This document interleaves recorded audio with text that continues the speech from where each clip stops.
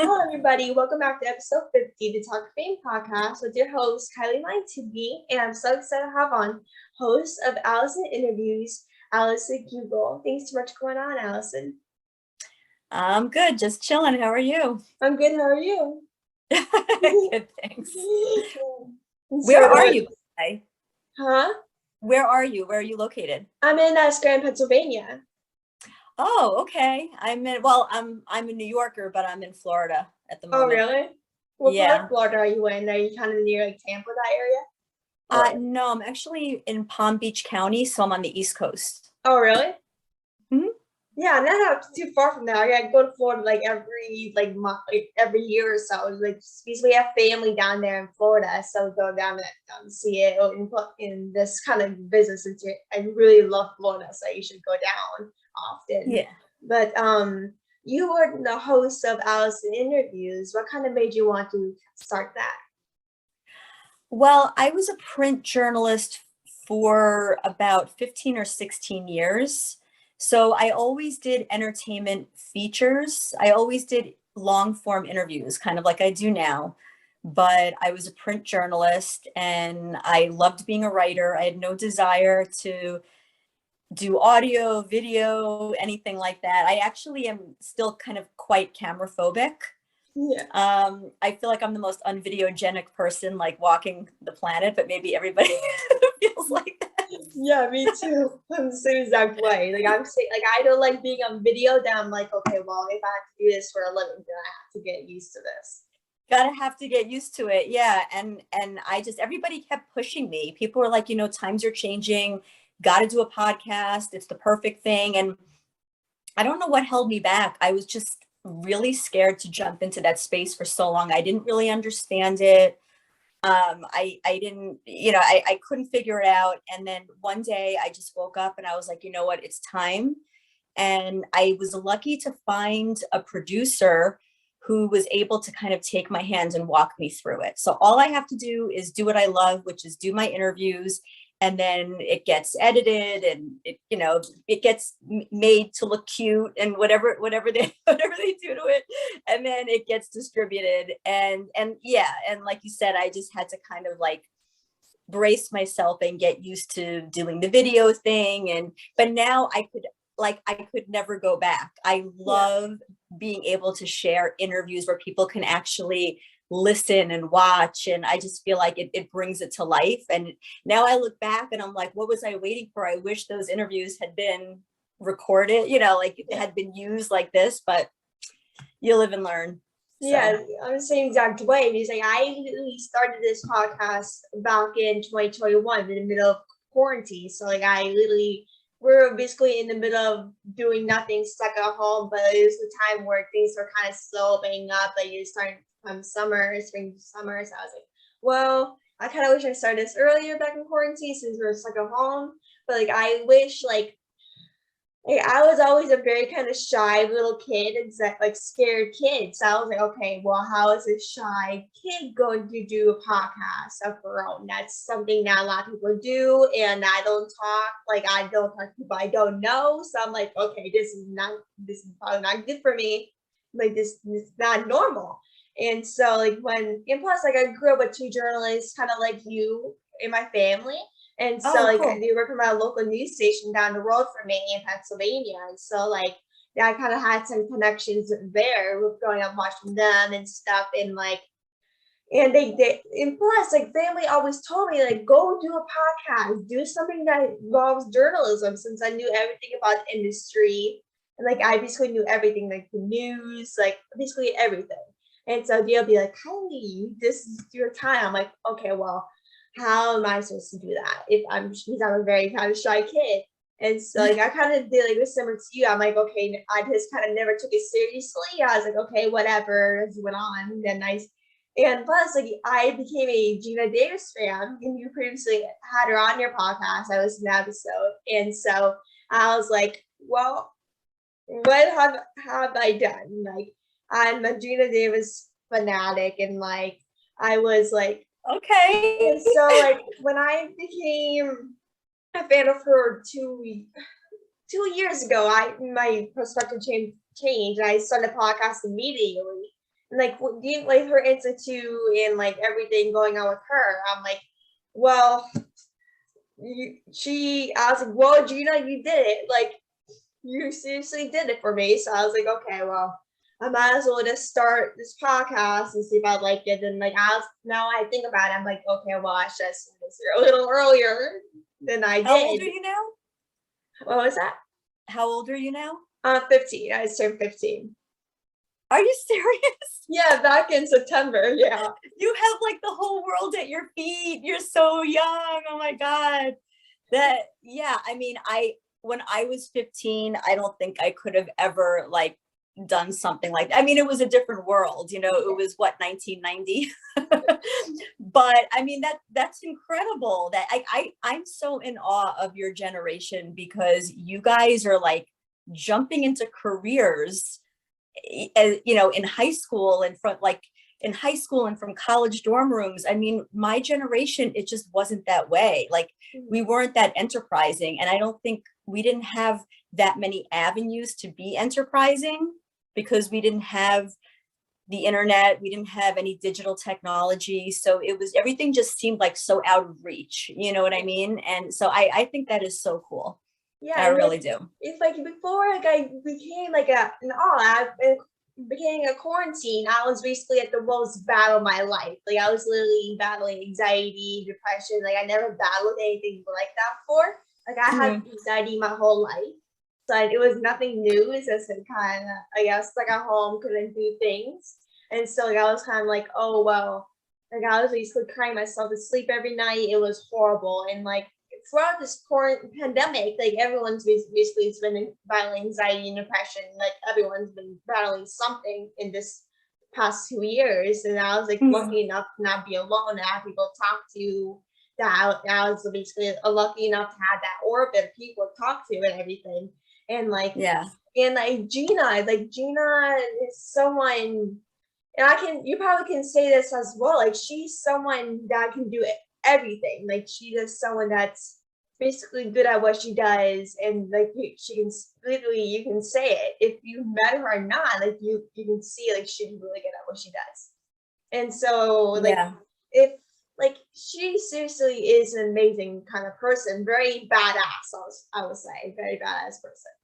Yeah, so, like, I would agree. I didn't even know she had, until I ended up getting in touch with her. I didn't even know she had a nonprofit organization. I didn't know she had this institute that was working behind the scenes to really improve the way girls and women are portrayed on screen and in the media. And I mean, I knew that because I have a 12-year-old son. I was watching, like, over the years, I was watching like Nickelodeon and Disney and all of the different shows with him. And I was like, wow, you know, it's really interesting. We're really seeing some progression here, but I didn't know that her organization was playing a pretty big part in that.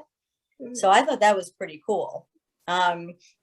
Because really change is made through the next generation. And I think that the reason that media and television and film is so important is because, just like you were saying, so Gina Davis has had a huge impact on your life and influenced you. That's why this stuff is so important, because when you are in the public eye, when you are on, you know, recording music or film, television, even like podcasting, whatever it is you're doing, if you have cultivated an audience and a platform, you are affecting people. You are going to inspire people to behave a certain way, think a certain way, maybe even parrot something that you say or do. And that's a responsibility, right? Whether you want it to be or not. Yeah, and for sure, guys, I kind of, like you said, like when you're watching things where you sound like Nickelodeon and stuff, like I basically grew up watching Nickelodeon, but like in all those kind of kids platforms that kids usually see. And so like, as a kid growing up, I never saw myself on screen. Like, I was like, okay, these people I don't connect with, like they don't seem familiar to me. That's probably the right word for it. And like, I didn't kind of realize there were enough like female characters like around that type of stuff until I got older. Like, I kind of never, since I was a little kid, like it just kind of never occurred to me since I was very young. And so it wasn't something I should care about since I was like 5 years old. But as I kind of got older, I kind of took it more seriously. I started being open about it. Because like, if you like seen a couple of years ago, people wouldn't be talking about it because they'd be afraid to be discriminated or just kind of people hating on them for what their opinions are. And they think, oh, like Gina said, like, oh, like it's not possible. It's definitely been fixed, which is not true. And so like, this is something I really want to do on my platforms to give women more opportunities and bring bias on media, saying women are variety different than men, and that they're very treated differently than men, and that like they need to get more opportunities. If they don't, then there will be no progress. Well, how old were you when you realized, because you're still super young, but like how old were you when you realized that women were treated differently, or boys were treated differently than girls? When I first realized it, like I was around 13 years old, I believe. I started realizing I was probably 13. I started kind of seeing it more, and that's when I kind of become like a Gina fan. So that's when I kind of realized like, oh, like I started watching more television and I see like, oh, this is not right. And so like once I came familiar with her research and what she has to say, I think, and I sometimes sit with my mom watching TV and be like, hey, do you realize that like there's not a lot of like women in the scene? Like, do you think like there should be more women in the scene or something like that? And so like she'll be like, yeah, you're right. Like that's right. So I'm thinking to myself, my mom should be teaching me this, not me teaching her. Right. And so it was basically me trying to teach my mom something because I knew a lot of things about it. And Gina, like she's someone that like basically like she's like, I'm not thinking to myself like, are you kidding me? Like, why does someone like her change your life? Like, you never met her or seen her or anything. I'm like, that's how media can help you portray. Like, if we've seen people like you, like, then that's what you do. Like, if you've seen someone like Gina, like, come as such impact, like, there's not a lot of people that do what she does. And so I was like, oh wow, like what I have to do? Like, what do you want me to do about it? Like, if someone has touched me that much, even though I never met her, it feels like I met her in some kind of way because we have so much kind of outside connections. I'll be, oh well, like what do you got me to say? Like, since there's like no one that does what she does, so just like very thankful for what she does and everything. So she doesn't do. And since there's not a lot of people that do this, so people are basically hitting on women for what we do. Right. And so like you have like interviewed so many people such as Jodie Sweetin, Michael Phillips, Gina Davis, and so many amazing people. Do you have any guests that you interviewed that meant the most to you personally, or just kind of in general?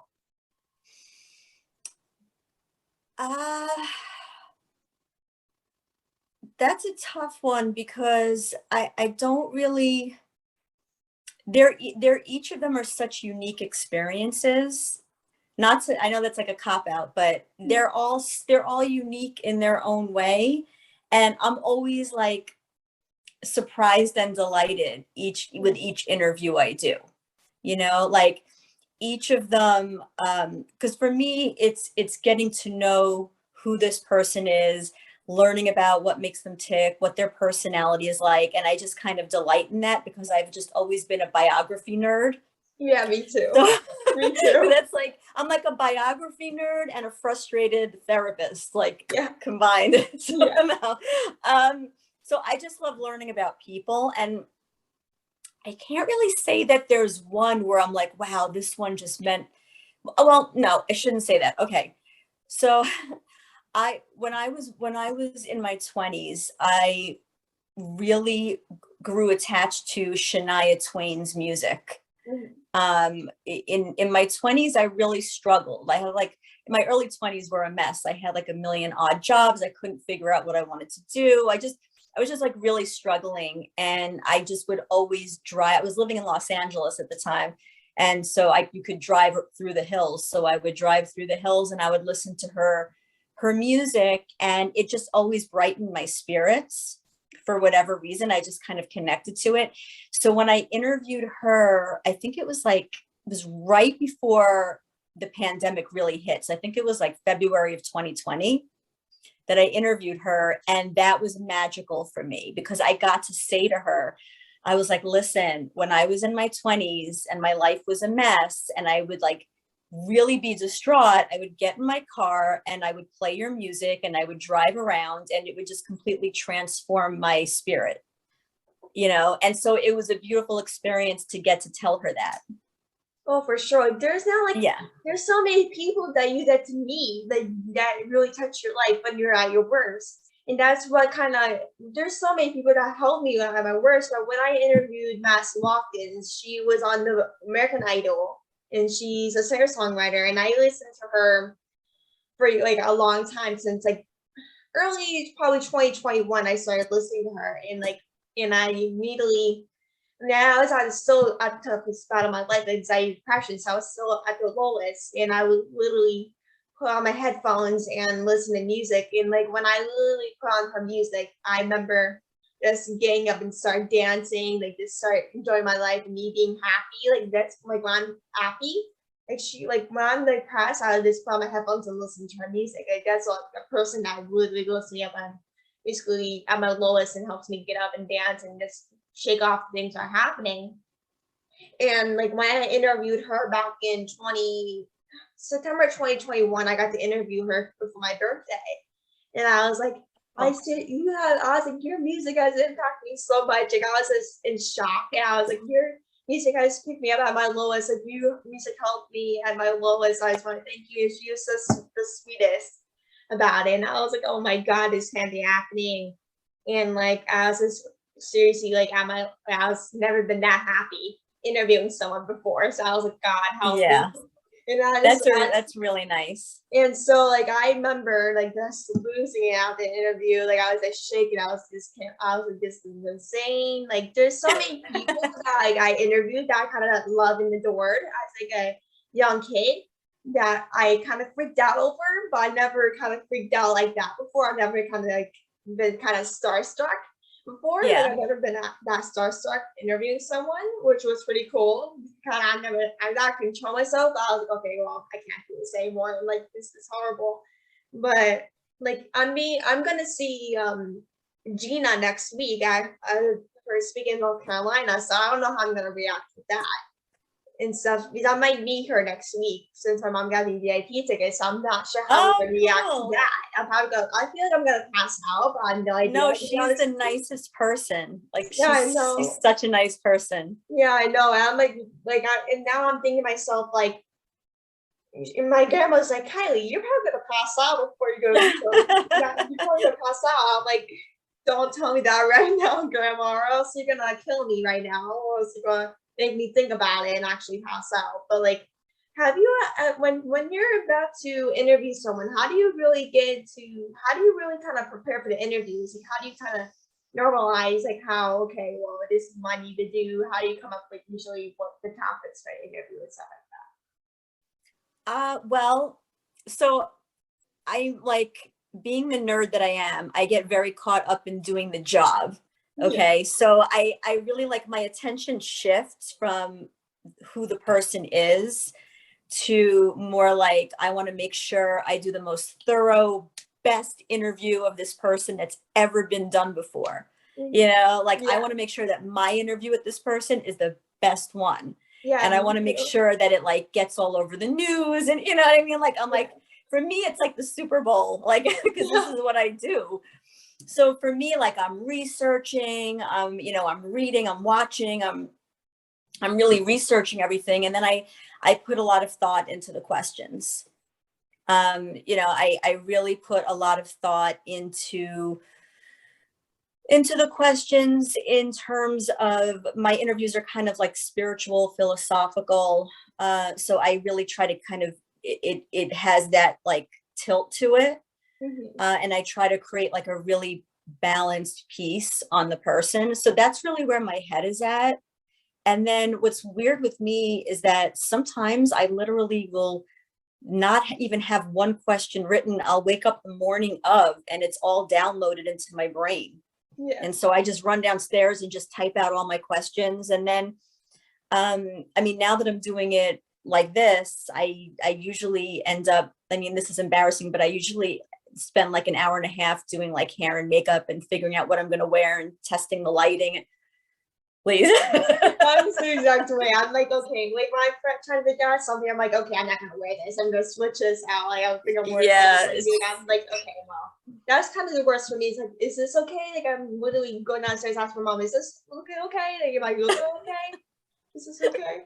Like I'm literally. Yeah, like, it's horrible. And then like, I don't know, what's weird for me is that it's never, I think maybe twice I looked back at the footage and I was like, I nailed the lighting. I nailed the makeup, most of the time, but whatever, it doesn't matter. But I would say like 15 minutes before the person comes on, I get this like rush of nervous energy. Mm-hmm. And those last 15 minutes before we both come on here, it's like that really uncomfortable feeling. Mm-hmm. So what I try to do is I'll either, if it's like too much, I'll do like some jumping jacks or just run in place just to get it out.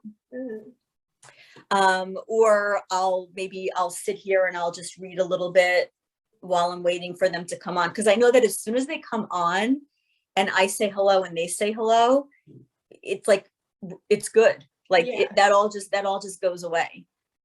Yeah, that's how I am. Like when I'm before an interview, depending on the person is, I'm like always nervous or just kind of a little joy of excitement. I'm like, okay, like how do I do this? I'm usually either put on like this running around. Like sometimes when I'm nervous, I eat my feelings out. So I either just eat something to get my feelings out, or just put music on and start dancing to get my mind out. I don't know why, but it's weird because I eat my feelings out for some reason. I just eat something to help my feelings come out for some reason. It's weird, but it's like, it's kind of funny to think if you think about it. And like once the person comes on, like you said, I'm like, okay, well, this kind of like once the person says hello, I'm like, okay, I'm good now. I'm good. Like it feels like kind of like a relief. Sad for me. Yes, a relief. Because like you're like, okay, well, this is good. Like I'm kind of calm now. I can focus on myself. Like I can focus on the interview. Like I feel real good. Yeah. And like so as soon as the person says hi and they smile, and you're like, oh, okay. Or it's like if you jumped out of an airplane, right? So like while you're waiting to jump, you're like, oh my God, not that I've ever done it or ever would, but it's like, but as soon as you jump, it's like, you know what I mean? Like, why worry about it now? You know what I mean? Yeah. So that's kind of what it feels like. Yeah. And so besides you having your own podcast, you wrote a book called Journaling Fame, a memoir of a life unhinged and on the record. Oh, yeah. It's right here. Oh, really? Oh my gosh. Yeah, that's it. I love how you have it behind you. I love how you just keep it in store. Yeah, I'm like, I need a set, and I don't really know that this is much of a set, but I figured it looks cute, so. Yeah, absolutely. But what kind of inspired you to write that? I actually started writing it in the fall of 2012 because I too suffered from like anxiety and panic attacks, as well as bouts of depression and OCD from the time I was 8. So I just kind of endured it and struggled with it on and off from the time I was a little kid, all the way up. And then when I got divorced, I was in my late 30s, and this was at the end of 2012. I got separated, and I experienced like the worst extended episode of anxiety I've ever experienced in my entire life. It went on for 2 months, and it was like nonstop panic attacks, and it was really weird. It was horrific, actually. And, I was able to find like the right medical team and kind of get everything back on track. But during that time, I started journaling everything that I was feeling and experiencing, like even like trips to the ER, being put on tranquilizers, nobody really knowing at first, like what to do for me. I was like in and out of the ER. So I would go to the ER in a complete state of just, I don't even know how to explain it. It's just this complete state of acute panic and my whole body would be shaking, and they would give me drugs. They'd give me Ativan or Xanax or whatever they'd give me. They'd calm me down and stabilize me and send me on my way. Well, then guess what? A few days later, same thing again and again. And it was like crazy until I finally was able to get everything back on track and get healthy. So the whole time I'm journaling these experiences, everything I'm feeling, everything I'm thinking, and then remembering back to when I was a kid and going through a lot of this stuff, like experiencing OCD for the first time when I was maybe around the age that my son is now. And all of a sudden I was like getting these weird thoughts that I had to like check the door a bunch of times, or check a window a bunch of times, or touch something a bunch of times. And it was like being in a weird maze or fun house. Like I didn't know what was going on for so many years, you know? Mm-hmm. So I started writing to just figure it all out. And I was like, oh, you know, maybe I'll turn this into a book. But then I remembered I had this dream. I had already been a journalist for about 6 or 7 years by that point. Mm-hmm. And I remember thinking, I was like, yeah, but my dream was always to write a book about my experience as an entertainment journalist and doing my interviews. And then I thought, well, why don't I just combine both and do both? So it ended up being, it kind of reads like a diary. A lot of people have told me, they're like, I feel like I'm reading your diary. Mm-hmm. That's kind of the way I wrote it. But it's a combination of my experiences living with anxiety and panic and OCD and depression on and off for like the first half of my life, plus all of the experiences I had in the first, like I would say 6 or 7 years of my career as an entertainment journalist. So that's what the book is about. And then the book was a great vehicle because I ended up being able to do speaking engagements and speak to a lot of people about my journey and how I got better, and be able to share that information with other people, which was really cool. Yeah, for sure. Like I kind of had like a similar kind of experience as you had. Like when I got diagnosed with anxiety disorder last year, in March of last year, back when kind of the pandemic kind of hit. Mm-hmm. Well, 1 year after the pandemic hit, I was scared of 2020 for some reason, but I got really sick back in, I think it was June of 2020. I think it was somewhere around that time, June 2020, and I got really sick. And like I thought, oh, like I think it's probably I just probably ate something. It's probably not big of a deal. Just go back, get down, probably a couple of hours. But that just mm-hmm. wasn't the case. And so I was sick for weeks. Like I was in and out of the ER and doctors, and no one knew what was wrong. They put on me on medicines and like just gave me all these kind of painkillers and stuff like that, and nothing really helped. And it was really the worst thing I had ever faced. And I remember just sitting down with my mom in her room, just crying, like, why am I going through this? This stinks. Like, why do I have to go through this? And like most of the time I was laying down. Most of the time I was laying down all day, every day, to the point where like when I walk, my legs are all wobbly. Like I'm gonna lay down. Like I'm gonna like fall down. And I had this lay down because I didn't want to feel like that. And like I didn't know at the time. Like I was like, oh, it's probably a symptom of a sickness.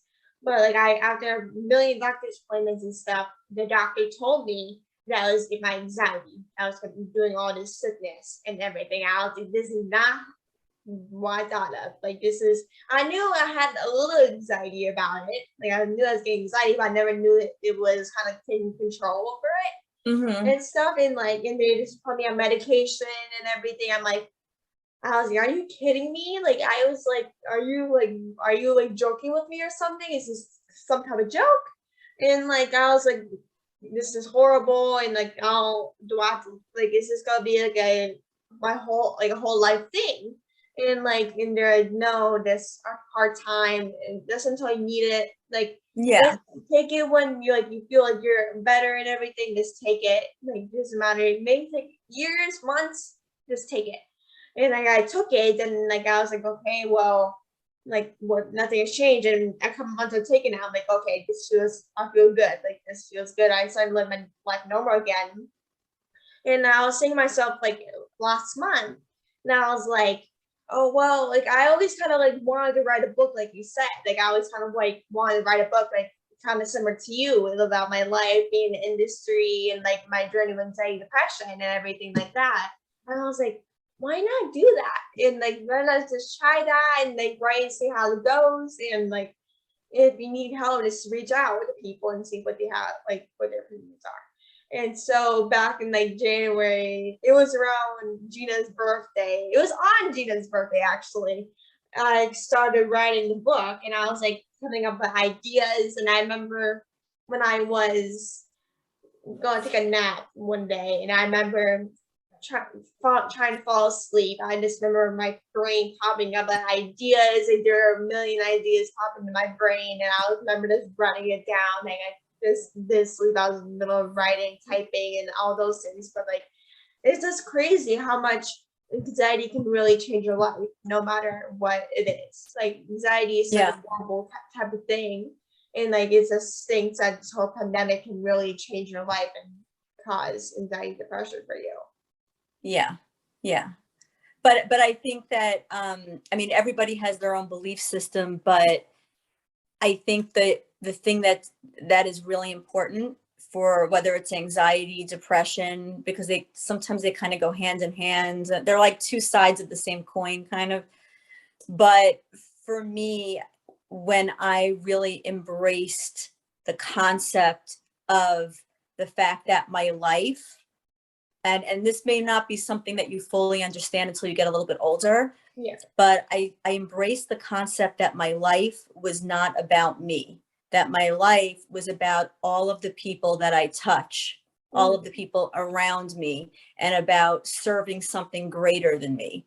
And once I really understood that, it really changed the way that I view the world and the way that I view my place in the world. And it really helped me to heal. So your life is like a pebble dropped into a pond, right? And those ripples just keep going and going and going. And it may go for miles, right? To the point where you can't even see the effect anymore. And that's really how it works. And we're all connected. So when you're in a situation where you're feeling anxious or you're feeling depressed, yes, it's important to tune into that, to know if maybe you're in a situation in life that you shouldn't be in, for example. You know, like let's say you're in a bad relationship, or maybe you're in a career that's not right for you, or, you know, whatever the case may be. Yeah, then sometimes your emotions can signal to you that something's not quite right. I need to make changes in my life. But if it's more of a chronic situation, the best thing that you can do is say to yourself, wait a second, why am I living so much in my own head and in my own body and not focusing enough on what's going on in the world? And I don't mean like on your phone, like Instagram and all that crap. I mean, what's going on in your community, in your church or synagogue, friends, family, helping other people, being of service in some way, and getting out of your own head. And that's really what worked for me. And I just really think that is something important to keep in mind, because I really do see a kind of a mental health crisis happening these days. Yeah. And I think that too many people are going down like a rabbit hole inside their own mind. Yeah. Right? Yeah.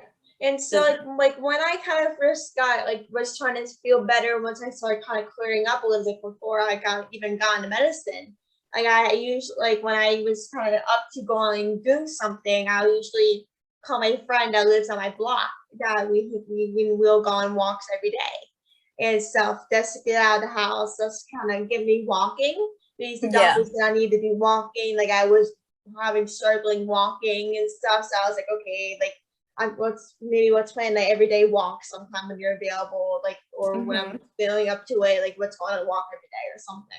And we'll usually go on a walk every day around the block or just kind of around the neighborhood, because I live in like this little kind of development.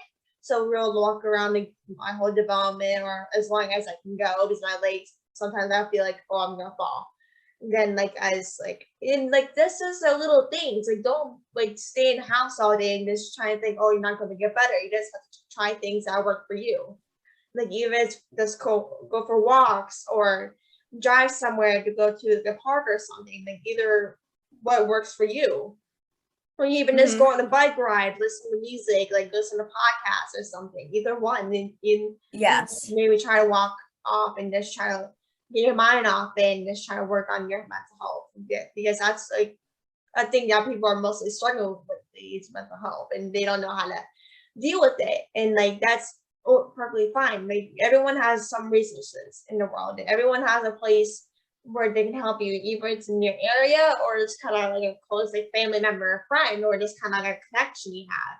There's Mm-hmm. always like a very connection you have. Yeah, going for walks, getting outside, fresh air in your lungs, exercise, and talking to a friend is great.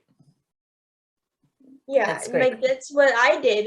She's been my friend since childhood, so she was basically, and she struggles with anxiety as well. She knew everything what I was going through, and she connected with me about everything. And like she literally sat there and was very calm about it. She's like, if you need to talk, like call me, and I'll come down to your house. Like I'll walk down, and I can chat with you if you need me to.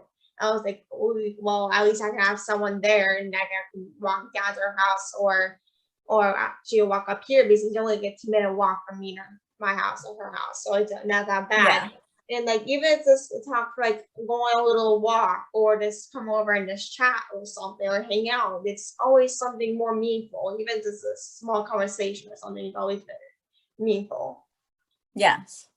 And so, do you have anyone they look up to as a journalist or a host of a podcast? Or is kind of in general? Mm,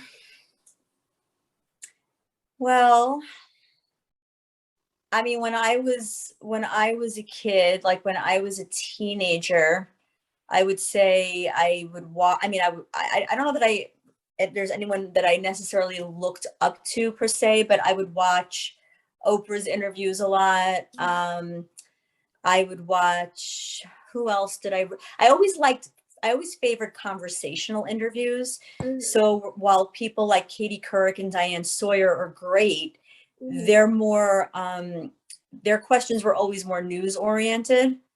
Whereas I always gravitated towards the conversational interviews, you know, Yeah, like with Oprah, it was very conversational and she always wanted to, you know, like with her Super Soul Sunday that she does, where it's like a very deep dive into a spiritual conversation. And that always really appealed to me.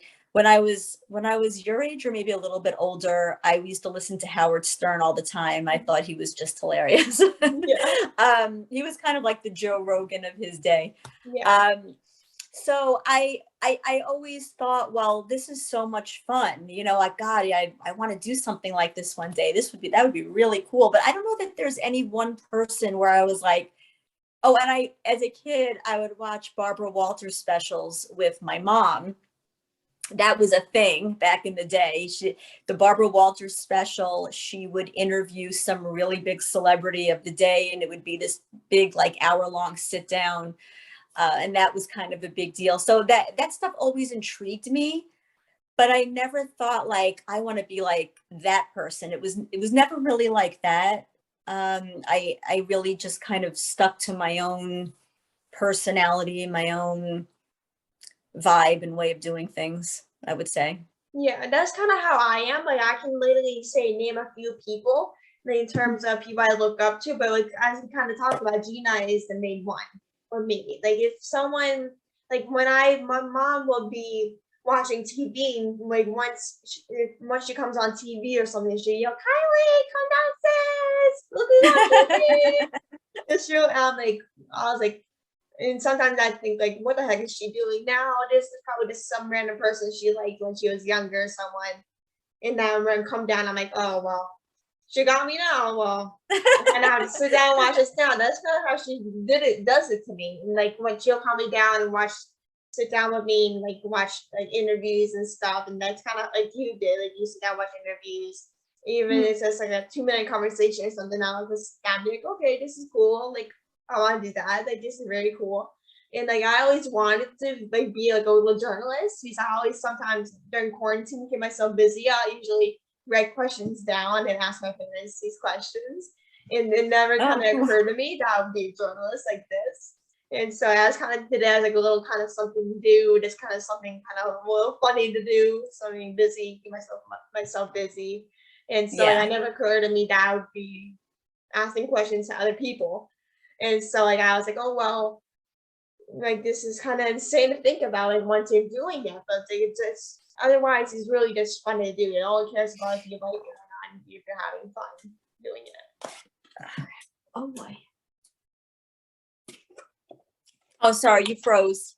You froze or I froze. Yeah, and so like the most kind of important thing, like is this the more like with the pandemic and everything, like you can really change in everything. Like with the whole like since you had a lot of time, you can always figure out what you want to do. Like in sense of figuring out like what you want to do and like figure out questions and figure out like what you kind of want to be in the future. And that's kind of what it has done for me. So like when I wanna Okay. Can you see me? oh yeah, I can see you. Okay. Yeah, we froze there for a minute. Yeah. And so like I was kind of saying before, like the pandemic has really kind of shaped like kind of found our kind of careers as like people and kind of had time to connect with what we want to do and how much things mean to us. And that's exactly what it has for me is like I have time to think about how much my family means to me. Like I never had time to think about how much my family means to me until the pandemic and like what I kind of wanted to be. And this is once I started podcast, I was like, okay, this is something I kind of want to do. And like, I think this is something I want to pursue when I'm older. But like, it's this pandemic has been rough for everyone in many different ways, but it's also been a time for everyone to think about what they want to do and what they kind of want to pursue and everything. Yes, absolutely. I agree. Yeah. And so the final question is, what is some advice for younger generations that like to be a host and journalist one day? For people that want to be journalists? Yeah, oh my God, host of a podcast. Oh, okay. Oh gosh. Well, I would say that because I was thinking about this earlier today, I think that in anything that you want to do, so I think this applies to anything. Well, first of all, for journalism specifically, become a voracious reader, read a ton, study your craft, take it seriously because to me, I see it as an art. Yeah. So take it seriously.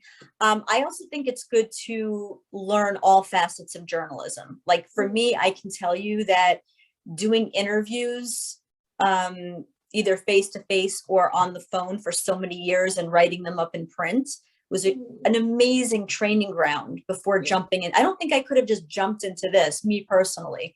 I think I needed that foundation. So I think learning all facets of journalism is great.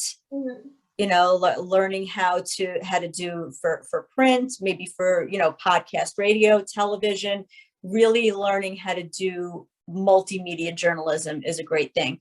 But I think that for a younger generation, the most important thing is do not underestimate the power of your imagination and your goals and your ambition, because really the most successful people in the world were people who simply did not take no for an answer and did not give up and continued to keep trying and finding new innovative ways to knock on doors and to get things done. But you can't underestimate the power of the human imagination. And you can't be afraid to dream big, because I think a lot of times we're conditioned to believe that if we dream big, we're somehow being conceited. You know, we think that maybe we're better than other people, or you know, or maybe we're embarrassed by our dreams because they seem somewhat unrealistic, or, you know, it's just people are kind of feel cringy about dreaming big, you know, for whatever reason. But you have to dream big, and you have to believe in the power of your own imagination, because if you think about it, everything that we have in this world started in somebody's imagination. And really that's the best advice that I can give. Like, learn how to be a master manifester. Learn how to take what's in here and figure out how to materialize it in the 3D world, whatever that is that you want to do. Yeah, for sure. Like when, like, it doesn't matter. Like there might be people better than you at your position. You can always, like, someday you might be better than this person at what you do. And it doesn't matter what people really think about your dreams or what you want to be. It only cares about you. If you want to pursue this thing, whether it's like a doctor or musician or whatever it is, you can pursue that. If that's what you want to pursue, if it makes you happy, then go and pursue that. That's something that kind of kept me back in my childhood personally, is that like I kind of felt like I kind of felt like I, like, based off my experience, like I'll base off my things that I want to do on people, based on people. And so like I didn't want to do things based off what people think or how people are gonna treat me and stuff. So that's how that really stopped me as a little kid. And my parents will often say to me, like, Kylie, you shouldn't care. If this is what you want to try, then try it. Don't care about other people. If you want to do private lessons, then do private lessons. It's not a big deal. I'm like, okay, well, like I don't really care what you say. Like I'm just kind of a little nightmare. It was my anxiety kind of hitting me a little bit.